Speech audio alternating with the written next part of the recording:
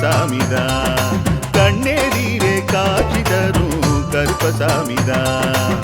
புளியரை நீங்க வாங்க சந்ததி தழைக்கும், புண்ணியத்தை வாங்கிட்டு போங்க நிம்மதி பிறக்கும். புளியரை நீங்க வாங்க சந்ததி தழைக்கும், புண்ணியத்தை வாங்கிட்டு போங்க நிம்மதி பிறக்கும். வெள்ளை குதிரை ஏறி வரும் கருப்பசாமிதான், வெற்றி மாலை சூடி வரும் கருப்பசாமிதான்.